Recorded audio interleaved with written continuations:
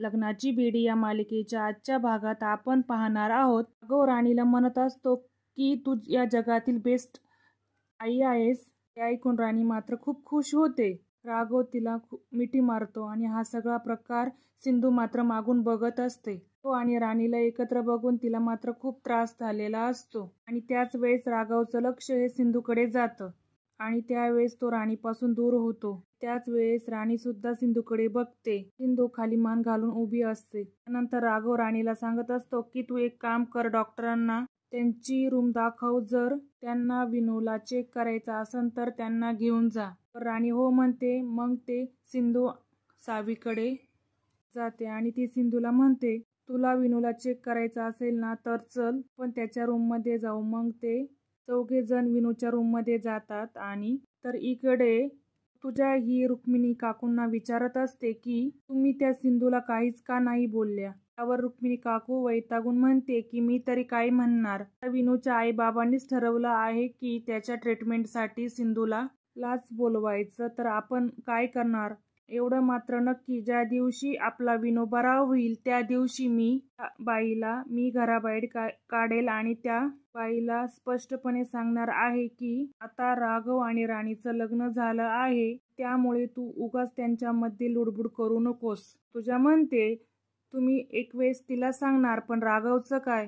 तोच सिंधूकडे गेला तर. त्यावर रुक्मिणी काकू म्हणते असं नाही होणार, मला राघववर पूर्ण विश्वास आहे. इकडे मधू ही सिंधू आणि सावीला घेऊन विनूच्या रूममध्ये जाते.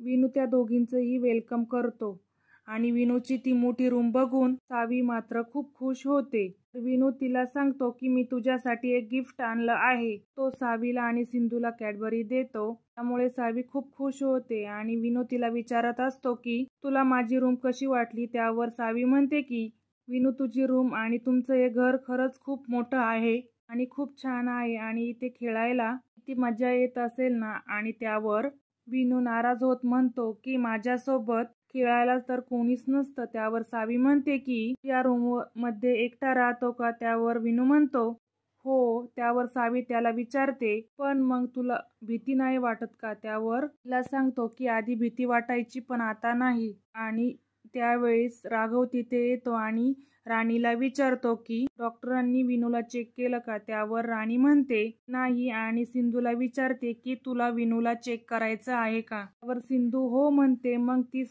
विनूला चेक करते.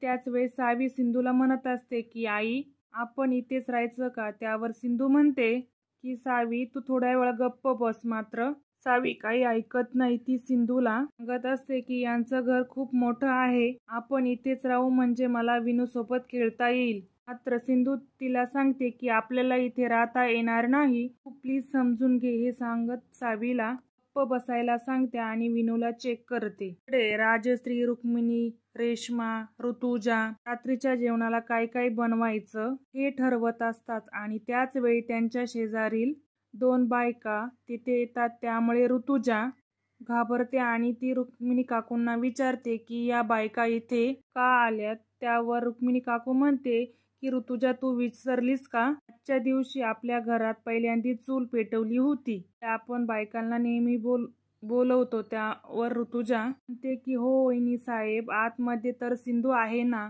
जर या बायकांनी तिला बघितलं तर खूप मोठा प्रॉब्लेम होईल. आणि हे ऐकून रुक्मिणी काकू सुद्धा घाबरते. ती ऋतुजाला म्हणते की तू थोड्या वेळ थांब, मला काहीतरी विचार करू दे. तोपर्यंत त्या बायका घरात येतात आणि रुक्मिणी त्यांना बसण्यासाठी सांगते आणि त्यानंतर ती रेश्माला सांगते की तू विनूच्या रूमला बाहेरून कडी लावून घे. काही जरी झालं तरी ती सिंधू यांच्या समोर येता कामा नये. ही जबाबदारी पूर्णपणे तुझी आहे. त्यावर रेश्मा हो म्हणते आणि पटकन विनूच्या रूमकडे जाते. तर दुसरीकडे सिंधू ही सावीला गप्प बसायला सांगते आणि विनूला चेक करायला सुरुवात करते. ती विनूच्या पायाची कितपत हालचाल होत आहे हे बघते. त्यावेळेस तिच्या लक्षात येतं की विनूचा पाय खूपच दुखत आहे आणि ती त्याला विचारते की तुझा पाय दुखत आहे का. आणि त्यावर राघव म्हणतो की डॉक्टर सावकाश, त्याचा पाय दुखत आहे. व सिंधू त्याला स्पष्टपणे सांगते की तेवढं मला समजतंय, म्हणते की त्याला बरं करण्यासाठीच इथे आली आहे, मला माझं काम करू द्या. आणि त्यामुळे राघव हा गप्प बसतो आणि सिंधू ही विनूला म्हणत असते की तू काळजी करू नको आणि तुला बरं करणार हे प्रॉमिस मी तुला केलं आहे ना, तुला बरं नक्की वाटेल. त्यावर सावी सुद्धा म्हणते की विनू, माझी आई नक्कीच तुला बरं करेल आणि त्यामुळे विनू खूप खुश होतो. त्यानंतर सिंधू त्याला म्हणत असते की विनू, याआधी तुझा पाय एवढा दुखत नव्हता, मग अचानक काय झालं? तू कुठे पडला होतास का? त्याचा हा प्रश्न ऐकून राघव आणि राणी एकमेकांकडे बघतात. तर विनू काय म्हणणार, तर इतक्यात राणी म्हणते, खेळताना कुठेतरी धडपडला असेल. त्यामुळे सिंधू काही जास्त बोलत नाही आणि त्यानंतर विनू सावीला सांगतो की आपण दोघे खूप खेळूयात. सावी हो म्हणते आणि ती राघवला की पोलीस काका, तुम्ही आमच्या सोबत खेळणार का?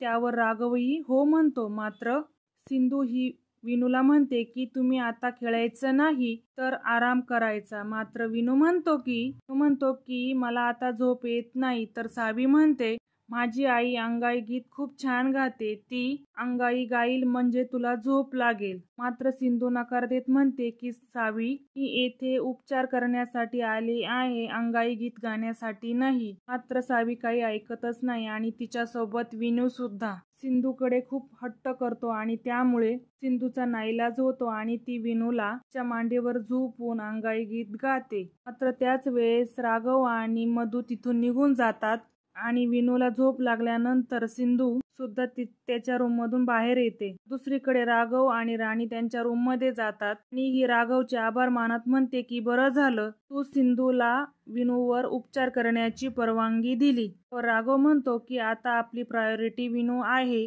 त्याच्यासाठी मी काही करू शकतो. मात्र ते बोलत असताना त्याचा चेहरा पडलेला असतो, त्यामुळे राणी त्याला काय झालं आहे असं विचारते. व राणीला राघव म्हणतो की जेव्हा कधी मी सिंधूच्या समोर जातो तेव्हा मला मंगेश आठवतो, त्याचा चेहरा सतत माझ्या नजरेसमोरच असतो. ते ऐकून राणी म्हणते की राघव, तुझी अवस्था मी समजू शकते आणि मी सुद्धा हे सगळं अनुभवलं आहे, पण काळजी करू नकोस. जेव्हा कधी तू त्या मंगेशला चा विचार कधी तुझ्या डोक्यात येईल तेव्हा तू आपल्या विनूचा विचार कर. आणि त्यावर राघव म्हणतो की हो आणि मधूचा हात हातात घेऊन तिचा आभार मानतो. त्याच वेळेस सिंधू त्या ठिकाणी येते. राघव मधूला एकत्र बघून तिला खूपच वाईट वाटतं. तिथून जाण्यासाठी निघणार तर तितक्यात राणीचं लक्ष तिच्याकडे जातं. ती सिंधूला विचारते की काय झालं, काही काम होतं का? तर सिंधू म्हणते नाही. मात्र राणी तिला थांबवते आणि विचारते, अगं आतमध्ये काय झालं ते सांग. आणि त्यामुळे ती नाईलाजाने सिंधू आतमध्ये जाते आणि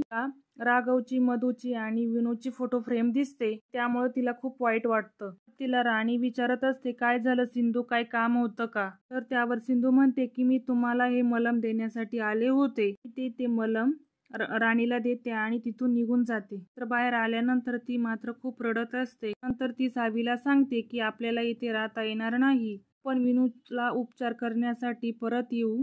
चल मग ती सावीला घेऊन तिथून निघणार तर इतक्यात रेश्मा ती सावी आणि सिंधू समोर विचारते की तू या घरातून की कशासाठी आली आहेस ग? त्यानंतर सिंधू सावीला म्हणते की या ताईला माझ्याशी काहीतरी बोलायचं आहे, तू बाहेर थांब. सावी तिथून निघून गेल्यानंतर सिंधू ही मला म्हणते बोल, काय बोलायचं? तर रेश्मा ही सिंधूला म्हणते की डॉक्टरनी सांगितलं होतं ना तू कधी आई बनू शकत नाही, मग ही सावी कोणाची मुलगी आहे, तिचा बाप कोण आहे आणि तिच्या समोर तू मला ताई का म्हणालीस? म्हणजे ती राघव भाऊजींची मुलगी नाही ना?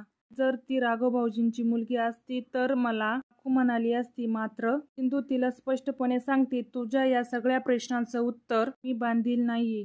तर या मालिकेच्या पुढील भागांमध्ये आपण पाहणार आहोत घरी आलेल्या त्या बायकांसमोर नेमकी सिंधू जाते आणि सिंधूला बघून मात्र त्यांना धक्काच बसतो आणि त्यानंतर त्या रुक्मिणी काकूंचा अपमान करत म्हणतात की सिंधू, जिवंत असताना तुम्ही राघवचं दुसरं लग्न कसं केलं? त्यानंतर त्या रागातच घराच्या बाहेर पडतात. त्यामुळे रुक्मिणी काकू ही सिंधूवर खूप चिडते. त्यावर सिंधू त्यांना स्पष्टपणे उत्तर देऊन सांगते की यापुढे मी या घरात माझा अपमान सहन करणार नाही. तर पुढील भागांच्या अपडेटसाठी आपल्या चॅनलला सबस्क्राईब करा.